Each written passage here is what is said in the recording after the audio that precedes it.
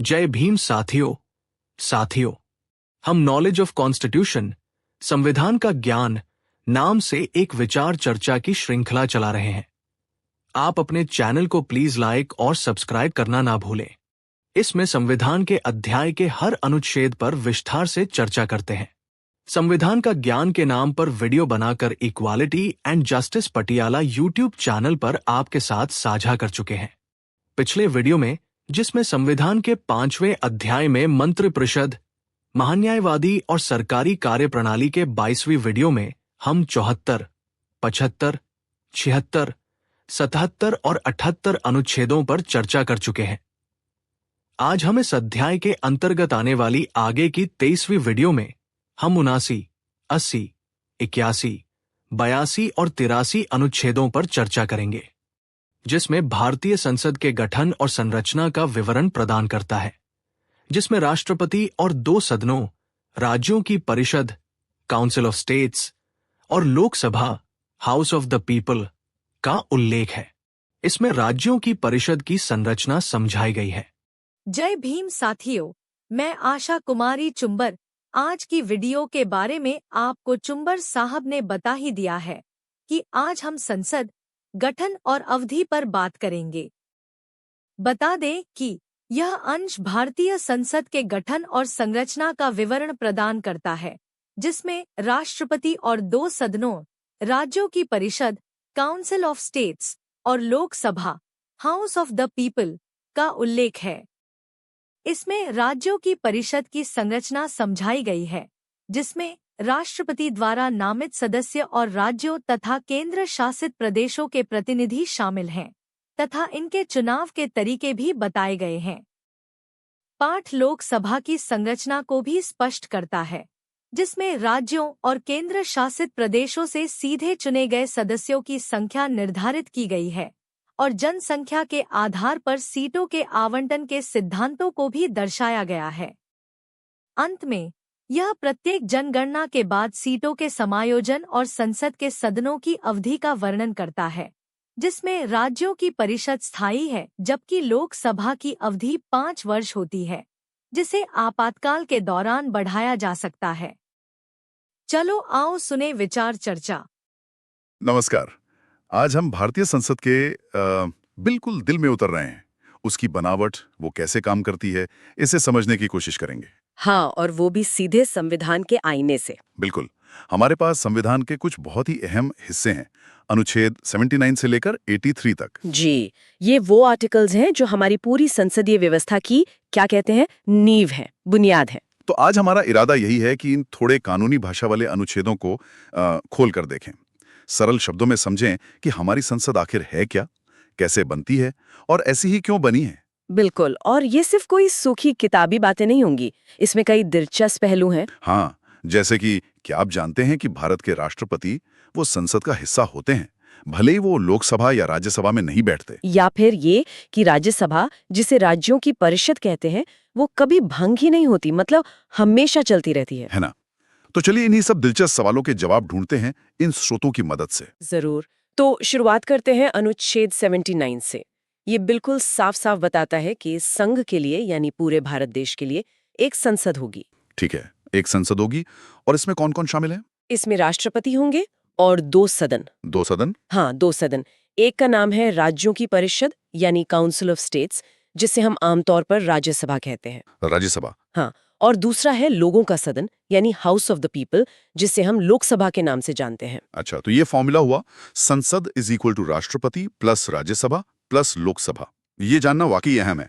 अक्सर लोग राष्ट्रपति को सिर्फ कार्यपालिका का प्रमुख मानते हैं। जी, पर वो विधायिका, यानी हमारी संसद का भी एक अभिन्न अंग है। ये बहुत महत्वपूर्ण है। उनकी भूमिका क्या है फिर संसद में अगर वो सदस्य नहीं है? देखिए, उनकी भूमिका बहुत केंद्रीय है। राष्ट्रपति ही संसद के सत्र बुलाते हैं, सत्रावसान करते हैं। वो लोकसभा को भंग भी कर सकते हैं। ओके। और सबसे अहम, कोई भी बिल, कोई भी विधेयक दोनों सदनों से पास होने के बाद कानून तभी बनता है जब राष्ट्रपति उस पर अपनी सहमति दे दें। अच्छा, तो उनके हस्ताक्षर के बिना कानून नहीं बन सकता। बिल्कुल। तो भले वो सदस्य ना हो, लेकिन विधायी प्रक्रिया में उनकी भूमिका बहुत निर्णायक है। समझ गया, बहुत महत्वपूर्ण। अच्छा, अब इन 2 सदनों पर आते हैं। जी। पहले राज्यसभा की बात करते हैं। अनुच्छेद 80 है ना? जी, अनुच्छेद 80 राज्यसभा की संरचना यानी कॉम्पोजिशन के बारे में बताता है। तो इसमें सदस्य कहाँ से आते हैं? क्या सारे चुनकर आते हैं? नहीं, इसमें 2 तरह के सदस्य होते हैं। पहले तो है मनोनीत सदस्य। मनोनीत मतलब नॉमिनेटेड? हाँ, नॉमिनेटेड। राष्ट्रपति 12 सदस्यों को मनोनीत करते हैं। ये वो लोग होते हैं जिन्हें साहित्य, विज्ञान, कला या समाज सेवा जैसे क्षेत्रों में कोई विशेष ज्ञान हो या फिर प्रैक्टिकल अनुभव हो। अच्छा, तो ये चुनाव नहीं लड़ते? नहीं, इन्हें इनके विशेष योगदान के लिए राष्ट्रपति चुनते हैं। इसका मकसद क्या है? क्यों रखे गए हैं ये मनोनीत सदस्य? इसका मकसद ये है कि सदन में ऐसे विशेषज्ञों और अनुभवी लोगों की आवाज भी शामिल हो जो शायद चुनावी राजनीति की भाग दौड़ में ना आना चाहें या ना जीत पाएं। हाँ, ये बात तो है। ये लोग सदन को एक क्या कहते हैं वैचारिक गहराई देते हैं, विशेषज्ञता देते हैं। जैसे पहले सचिन तेंदुलकर थे या लता मंगेशकर जी थी। कई वैज्ञानिक, कलाकार इसी कोटे से राज्यसभा पहुंचे हैं। समझ गया। तो ये हो गए 12 मनोनीत सदस्य। और बाकी सदस्य? बाकी सदस्य राज्यों और केंद्र शासित प्रदेशों के प्रतिनिधि होते हैं। इनकी अधिकतम संख्या 238 हो सकती है। अधिकतम 238? हाँ, तो कुल मिलाकर 12 मनोनीत और अधिकतम 238 चुने हुए प्रतिनिधि, यानी राज्यसभा की मैक्सिमम स्ट्रेंथ 250 हो सकती है। वैसे आजकल 245 है। ठीक है। और ये जो 238 प्रतिनिधि हैं राज्यों और केंद्र शासित प्रदेशों से, इनका चुनाव कैसे होता है? हम लोग तो वोट नहीं डालते इनके लिए। नहीं, इनका चुनाव सीधे जनता नहीं करती। ये अप्रत्यक्ष चुनाव होता है। राज्यों के जो प्रतिनिधि हैं उन्हें उस राज्य की विधानसभा के चुने हुए सदस्य यानी एमएलएस चुनते हैं। अच्छा, विधायक चुनते हैं राज्यसभा के सांसदों को? जी हाँ, और इसके लिए एक खास तरीका अपनाया जाता है, आनुपातिक प्रतिनिधित्व प्रणाली और एकल संक्रमणीय मत पद्धति। ये नाम थोड़े भारी लगते हैं सुनने में। आनुपातिक प्रतिनिधित्व, एकल संक्रमणीय मत। आसान भाषा में इसका क्या मतलब है? देखिए, आसान शब्दों में कहें तो ये तरीके इसलिए अपनाए जाते हैं ताकि राज्यसभा में राज्यों का प्रतिनिधित्व वहां की विधानसभाओं में जो अलग अलग राजनीतिक पार्टियां हैं उनकी ताकत के अनुपात में हो। अच्छा। ये उस सिस्टम से अलग है जो हम लोकसभा या विधानसभा चुनाव में देखते हैं, जहां सबसे ज्यादा वोट पाने वाला जीत जाता है ना, जिसे फर्स्ट पास द पोस्ट कहते हैं। यहाँ कोशिश ये होती है कि छोटे दलों को भी उनकी ताकत के हिसाब से कुछ प्रतिनिधित्व मिल जाए और वोट कम बर्बाद हो। वोटर अपनी पसंद के उम्मीदवारों को वरीयता देते हैं, मतलब फर्स्ट प्रेफरेंस, सेकंड प्रेफरेंस, इस तरह से। दिलचस्प है।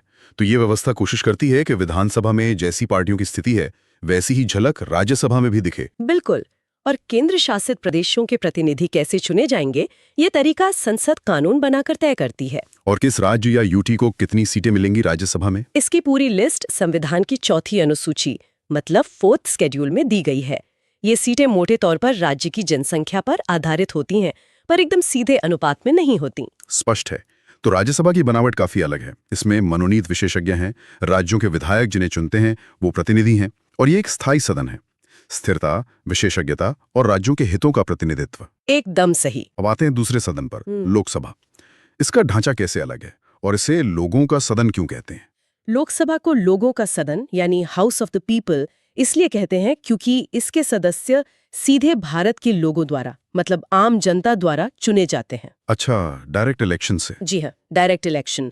अनुच्छेद 81 बताता है कि लोकसभा में राज्यों से प्रत्यक्ष चुनाव द्वारा चुने गए अधिकतम 530 सदस्य हो सकते हैं। 530 राज्यों से? हाँ, प्रत्यक्ष चुनाव का मतलब वही है जो हम आम चुनावों में देखते हैं। 18 साल से ऊपर का हर नागरिक वोट डालकर अपने इलाके का प्रतिनिधि चुनता है। ठीक है। और केंद्र शासित प्रदेशों मतलब यूनियन टेरिटरीज के लिए कितनी सीटें हैं? उनके लिए अधिकतम 20 सदस्य हो सकते हैं। 20 सदस्य? हाँ, इन्हें कैसे चुना जाएगा ये भी संसद कानून बनाकर तय करती है। तो कुल मिलाकर लोकसभा की अधिकतम सदस्य संख्या हुई 530 राज्यों से और 20 केंद्र शासित प्रदेशों से, यानी 550 मैक्सिमम। लेकिन अभी शायद कम है। हाँ, वर्तमान में ये संख्या 543 है। ठीक है। अब सबसे बड़ा सवाल, लोकसभा में किस राज्य को कितनी सीटें मिलेंगी? और फिर एक राज्य के अंदर जो चुनाव क्षेत्र बनते हैं वो कैसे तय होते हैं?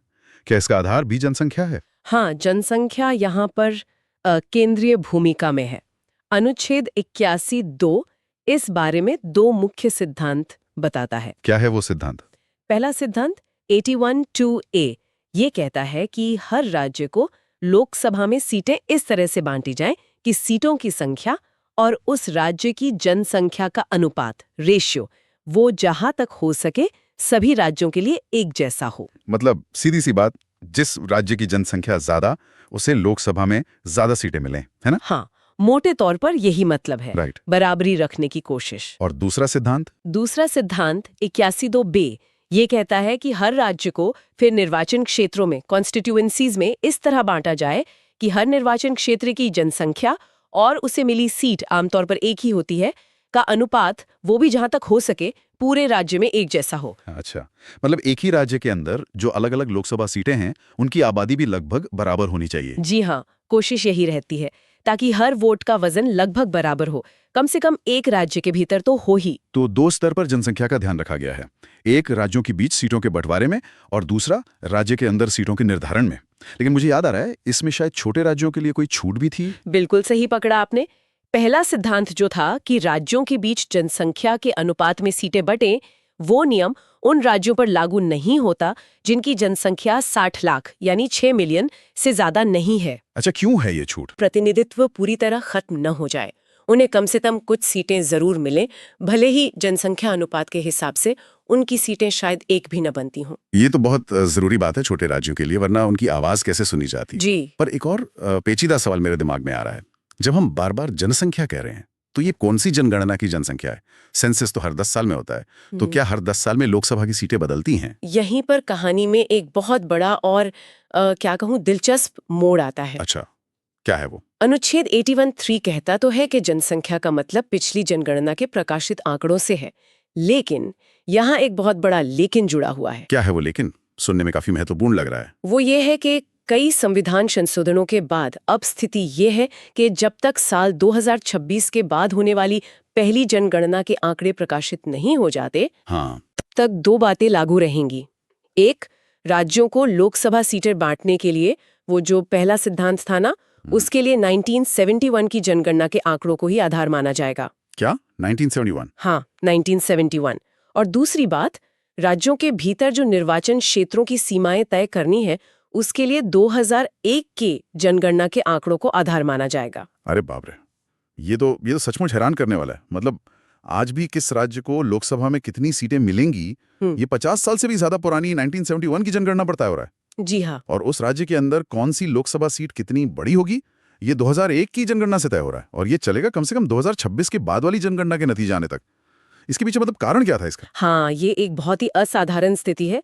इसके पीछे मूल विचार था जनसंख्या नियंत्रण कार्यक्रम को प्रोत्साहन देना। जनसंख्या नियंत्रण कैसे? देखिए, जिन राज्यों ने अपनी जनसंख्या वृद्धि को बेहतर तरीके से कंट्रोल किया, उन्हें ये डर ना हो कि उनकी सीटें कम हो जाएंगी क्योंकि दूसरे राज्यों की आबादी ज्यादा बढ़ गई है।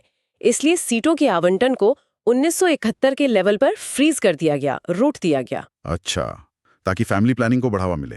कुछ हद तक यही सोच थी। बाद में निर्वाचन क्षेत्रों के अंदर आबादी में जो बहुत अंतर आ गया था, उसे ठीक करने के लिए 2001 की जनगणना के आधार पर सीटों की सीमाएं बदलने की इजाजत दी गई, लेकिन राज्यों को मिलने वाली कुल सीटों की संख्या नहीं बदली गई। वो 1971 पर ही अटकी रही। लेकिन इसका नतीजा तो ये हुआ होगा कि जिन राज्यों की जनसंख्या पिछले 50 सालों में बहुत तेजी से बढ़ी है, जैसे उत्तर भारत के कई राज्य, उनका प्रतिनिधित्व आज की असल जनसंख्या के हिसाब से बहुत कम हो गया होगा। बिल्कुल। और जिनकी जनसंख्या धीमी गति से बढ़ी, जैसे दक्षिण भारत के राज्य, उनका प्रतिनिधित्व उनकी आज की आबादी के अनुपात से कहीं ज्यादा हो गया होगा। हाँ, ये इस फ्रीज का एक बहुत बड़ा परिणाम है और इस पे काफी बहस भी होती है। ये सीधे सीधे एक व्यक्ति एक वोट एक मूल्य के सिद्धांत पर सवाल खड़े करता है, क्योंकि आज आप देखेंगे तो अलग अलग राज्यों की लोकसभा सीटों की आबादी में जमीन आसमान का अंतर आ गया है। ये फ्रीज 2026 के बाद खत्म होना है और तब जब सीटों का दोबारा बंटवारा होगा, जिसे परिसीमन या डिलिमिटेशन कहते हैं, वो एक बहुत बड़ा राजनीतिक और प्रशासनिक मुद्दा बनेगा। वाकई इस पे तो शायद हमें अलग से भी बात करनी चाहिए कभी। खैर, इसी से जुड़ा अगला अनुच्छेद है अनुच्छेद 82। ठीक है। वो हर जनगणना के बाद समायोजन की बात करता है ना? हाँ, अनुच्छेद 82 सामान्य स्थिति की बात करता है। ये कहता है कि हर जनगणना पूरी होने पर लोकसभा में राज्यों को सीटों के आवंटन का और हर राज्य के निर्वाचन क्षेत्रों में विभाजन का पुनः समायोजन यानी रीएडजस्टमेंट किया जाएगा। और ये काम कौन करता है? ये काम कौन करेगा और कैसे करेगा, ये संसद कानून बनाकर तय करती है। आमतौर पर इसके लिए परिसीमन आयोग, डेलिमिटेशन कमीशन बनाया जाता है, वो ये पूरा काम करता है। लेकिन अगर ये समायोजन होता है तो क्या इसका असर फौरन मतलब उसी समय चल रही लोकसभा पर पड़ता है? मान लीजिए आज परिसीमन हो जाए तो क्या मौजूदा सांसदों की सीटें बदल जाएंगी? नहीं नहीं, अनुच्छेद 82 में एक परंतुक है, एक प्रोवाइजो, जो साफ कहता है कि ऐसा कोई भी समायोजन तब तक प्रभावी नहीं होता जब तक कि उस समय चल रही लोकसभा भंग न हो जाए। अच्छा, मतलब अगली लोकसभा के चुनाव से ही लागू होता है? जी हाँ, इसका असर हमेशा अगले चुनाव से ही होता है।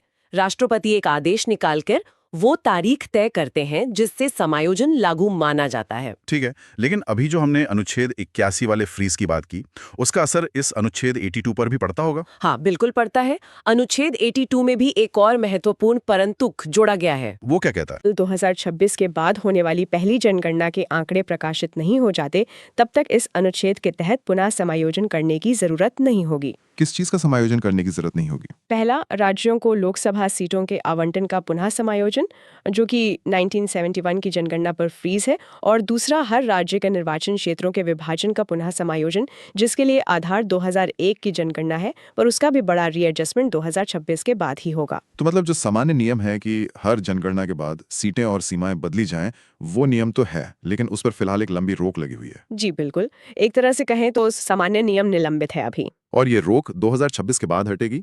1971 के आधार पर राज्यों की कुल सीटें और 2001 के आधार पर निर्वाचन क्षेत्र की सीमाएं, ये व्यवस्था तब तक चलती रहेगी। एकदम सही समझा आपने। ये फ्रीज कई संविधान संशोधनों के जरिए लागू किया गया है और फिर इसकी अवधि बढ़ाई गई है। चाहिए ये संरचना और सीटों के बंटवारे की थोड़ी जटिल लेकिन बहुत ही महत्वपूर्ण बातें समझने के बाद अब इन सदनों के कार्यकाल पर आते हैं। क्या ये हमेशा चलते रहते हैं या इनका कोई निश्चित समय होता है? अनुच्छेद 83 इसके बारे में क्या कहता है? जी, अनुच्छेद 83 दोनों सदनों की अवधि मतलब ड्यूरेशन के बारे में है। सबसे पहले राज्यसभा की बात करते हैं। अनुच्छेद 83(1) कहता है कि राज्यों की परिषद यानी राज्यसभा कभी भंग नहीं होगी, shall not be subject to dissolution. कभी भंग नहीं होगी, मतलब ये परमानेंट है? हाँ, ये एक स्थायी सदन है, एक निरंतर चलने वाली संस्था। लेकिन अगर ये भंग नहीं होती तो इसके सदस्य कब तक रहते हैं? क्या वो हमेशा के लिए सदस्य बन जाते हैं? नहीं नहीं, ऐसा नहीं है। अनुच्छेद 83(1) आगे ये भी कहता है कि इसके यथासंभव 1/3 सदस्य मतलब 1/3 मेंबर्स हर दूसरे साल की समाप्ति पर रिटायर हो जाएंगे। हर 2 साल में 1/3 सदस्य रिटायर हो जाते हैं? जी, संसद ने कानून बनाकर इसकी पूरी व्यवस्था की है। आमतौर पर एक राज्यसभा सदस्य का कार्यकाल 6 साल का होता है। अच्छा, 6 साल का। हाँ, और ये जो सिस्टम है कि हर 2 साल में 1/3 सदस्य रिटायर होते हैं और नए आते हैं, इससे ये सुनिश्चित होता है कि सदन हमेशा चलता रहे, उसमें अनुभवी सदस्य भी रहे और नए सदस्य भी आते रहें। कभी भी ऐसी स्थिति नहीं आती कि पूरी की पूरी राज्यसभा एक साथ खत्म हो जाए। ये तो बहुत अच्छी व्यवस्था है, स्थिरता बनी रहती है इससे। बिल्कुल, राज्यसभा एक तरह से निरंतरता और स्थिरता का प्रतीक है। ठीक है, अब लोकसभा का क्या? उसका कार्यकाल कितना होता है? लोकसभा के बारे में अनुच्छेद 83(2) बताता है। वो कहता है कि अगर लोकसभा को समय से पहले भंग न कर दिया जाए, हाँ, जैसे अगर सरकार गिर जाए या प्रधानमंत्री सिफारिश कर दें। हाँ, उन स्थितियों के अलावा लोकसभा अपनी पहली बैठक की जो तारीख तय होती है उससे 5 साल तक चलती है, बस उसके बाद नहीं। 5 साल? जी, 5 साल। 5 साल की अवधि पूरी होते ही लोकसभा अपने आप भंग मान ली जाती है, फिर नए चुनाव होते हैं। क्या ये हमेशा से 5 साल ही था? मुझे कुछ धुंधला सा याद आ रहा है कि बीच में शायद कुछ बदला था। हाँ, आपकी याददाश्त सही है। ये एक दिलचस्प बात है।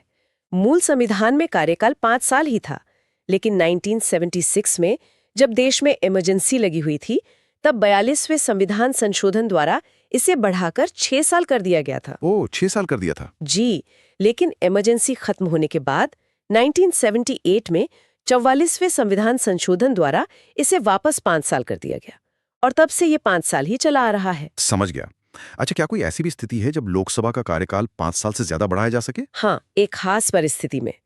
अनुच्छेद 83(2) में ही एक परंतुक है, प्रोवाइजो, जो ये कहता है कि अगर देश में आपातकाल की उद्घोषणा मतलब प्रोक्लेमेशन ऑफ इमरजेंसी लागू हो, हाँ। तो संसद कानून बनाकर लोकसभा का कार्यकाल एक बार में 1 साल के लिए बढ़ा सकती है। एक बार में 1 साल के लिए? जी, और अगर आपातकाल 1 साल बाद भी जारी रहता है तो कार्यकाल फिर से 1 साल के लिए बढ़ाया जा सकता है। ऐसा 1 से ज्यादा बार भी हो सकता है। इसकी कोई ऊपरी सीमा है? मतलब कब तक बढ़ाते रह सकते हैं? हाँ, सीमा ये है कि आपातकाल समाप्त होने के बाद ये बढ़ाया गया कार्यकाल किसी भी हालत में 6 महीने से ज्यादा जारी नहीं रह सकता। अच्छा, मतलब जैसे ही इमरजेंसी खत्म हुई जी उसके 6 महीने के अंदर चुनाव करवाने ही पड़ेंगे। बिल्कुल, भले ही बढ़ाया गया कार्यकाल साल भर का क्यों ना रहा हो, इमरजेंसी खत्म होने के 6 महीने बाद वो कार्यकाल अपने आप खत्म हो जाएगा। समझ गया। तो अगर हम संक्षेप में देखें, राज्यसभा स्थायी है, कभी भंग नहीं होते। जी सदस्य 6 साल के लिए आते हैं, हर 2 साल में 1/3 बदल जाते हैं। जी और लोकसभा सीधे जनता चुनती है 5 साल के लिए सामान्यतः। आपातकाल में बढ़ सकता है, लेकिन 5 साल बाद या उससे पहले भंग होने पर खत्म हो जाती है। बिल्कुल सही। ये व्यवस्था वाकई स्थिरता और जो तात्कालिक जनादेश होता है उसके बीच एक संतुलन बनाने की कोशिश लगती है। हाँ, बिल्कुल सही कहा आपने। ये दोनों सदन मिलकर भारतीय लोकतंत्र के जो संघीय और प्रातिनिधिक चरित्र है उनको दर्शाते हैं। कैसे? देखिए, राज्यसभा राज्यों के हितों, विशेषज्ञता और एक हद तक निरंतरता का प्रतिनिधित्व करती है। वहीं लोकसभा सीधे तौर पर देश की जनता की इच्छा, उनके मूड और राजनीतिक रुझान को दिखाती है। दोनों का होना जरूरी है ताकि कानून बनाने की जो प्रक्रिया है वो ज्यादा संतुलित हो, उस पर ज्यादा विचार विमर्श हो सके। बिल्कुल। तो आज हमने संविधान के अनुच्छेद 79 से 83 तक का ये सफर तय किया है। और काफी कुछ समझा। हाँ हमने देखा कि संसद सिर्फ 2 सदन नहीं बल्कि राष्ट्रपति समेत एक त्रिपक्षीय संरचना है। जी हमने राज्यसभा की अनूठी बनावट समझी, मनोनीत सदस्य, राज्यों के अप्रत्यक्ष रूप से चुने गए प्रतिनिधि और उसका स्थायी चरित्र। हाँ, और लोकसभा को देखा जो सीधे जनता का सदन है, जनसंख्या आधारित प्रतिनिधित्व है उसमें। हाँ, और वो दिलचस्प 1971 और 2001 वाली रोक भी समझी। हाँ, वो रोक और लोकसभा का 5 साल का कार्यकाल। इन अनुच्छेदों से ये भी पता चलता है कि संविधान बनाने वालों ने कितनी गहराई से सोचा था, है ना? बिल्कुल, प्रतिनिधित्व के अलग अलग तरीके, केंद्र और राज्यों के बीच संतुलन, शासन में स्थिरता भी चाहिए और जनता के प्रति जवाबदेही भी। इन सभी चीजों को इस संरचना में पिरोने की कोशिश साफ दिखती है। और जैसा कि हमने चर्चा की, वो 1971 और 2001 की जनगणना पर आधारित सीटों और परिसीमन का जो मुद्दा है, वो वाकई एक बड़ा सवाल पीछे छोड़ जाता है। हाँ, ये बहुत महत्वपूर्ण सवाल है। 2026 के बाद जब ये रोक हटेगी और सीटों का नए सिरे से बंटवारा होगा, तो ये भारत के राजनीतिक नक्शे को कैसे बदलेगा? क्या इससे राज्यों के बीच जो शक्ति संतुलन है वो बदलेगा? निश्चित रूप से बदलेगा। और ये सिर्फ एक प्रशासनिक काम नहीं होगा, इसके बहुत गहरे राजनीतिक और सामाजिक असर होंगे। ये आने वाले समय की शायद सबसे बड़ी संवैधानिक और राजनीतिक चुनौतियों में से एक होगी। बिल्कुल, इस पर नजर रखना बहुत जरूरी होगा कि ये पुनः समायोजन कैसे होता है, किस आधार पर होता है और इसका देश की एकता और हमारे संघीय ढांचे पर क्या असर पड़ता है। ये एक ऐसा विषय है जिस पर भविष्य में और भी बहुत कुछ जानने और समझने को मिलेगा। जरूर। तो आज के इस संवैधानिक विश्लेषण में हमारे साथ रहने के लिए धन्यवाद। धन्यवाद। धन्यवाद साथियों, आपने वीडियो को पूरा सुना। धन्यवाद। उम्मीद है आपको इसका लाभ होगा। हम संविधान के ज्ञान अध्याय राष्ट्रपति की क्षमादान और संघ की कार्यकारी शक्ति के आगे के अनुच्छेदों पर अगली वीडियो में बात करेंगे। आप equality and justice Patiala YouTube channel के साथ जुड़े रहें। अगर आपको पसंद आए तो कृपया इसे लाइक, शेयर और कमेंट करें। हम रोजाना नॉलेज ऑफ कॉन्स्टिट्यूशन, संविधान का ज्ञान पर चर्चा करते हैं। अगर चाहते हैं कि आपके भाई, बहन और मित्रों को भी संविधान का ज्ञान हो तो कृपया इस वीडियो को उनके साथ साझा जरूर करें। आपके पास वीडियो पहुंचती रहे तो आप चैनल को सब्सक्राइब जरूर करें। अब हमें अनुमति दें। जय भीम, जय भारत, जय संविधान। Please take care your own self.